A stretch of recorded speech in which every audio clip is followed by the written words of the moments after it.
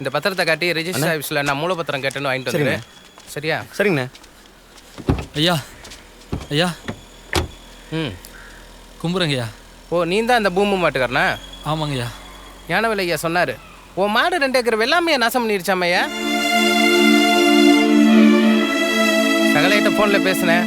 5000 பணத்தை கட்ட சொல்லு, வேற எதுவும் செய்ய முடியாதுன்னு சொல்லிட்டான். 5000 ரூபாலாம் பெரட்ட முடியாதுங்கய்யா. நீங்கள் தான் எனக்கு உதவி பண்ணணும். என் மாடுயா.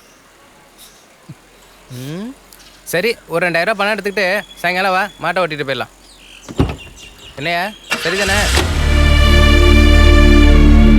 ஐயா வரேன்யா.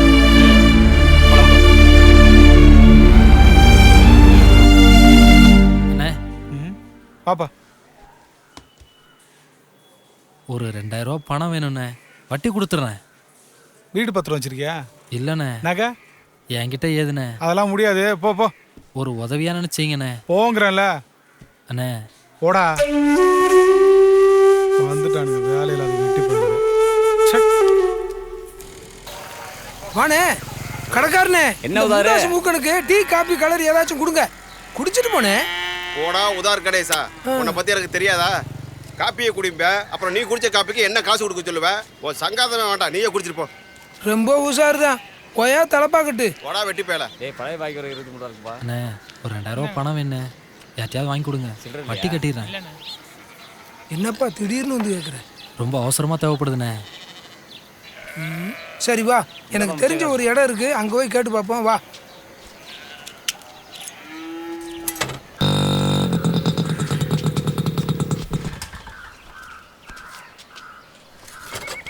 இங்கேயே நில்லு, நான் போய் பார்த்துட்டு வந்துடுறேன்.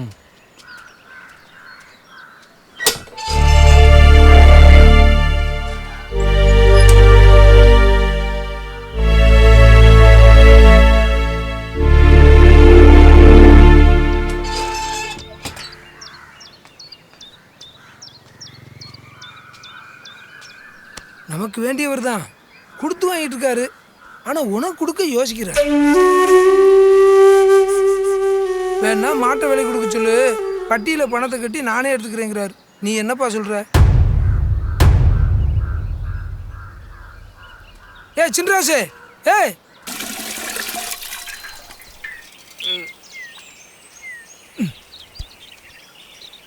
சாமி, ஞானவேல் பண்டிதர் இருக்காரா? அவருக்கு உடம்பு சரியில்லை, ஆஸ்பத்திரிக்கு போயிருக்காரு.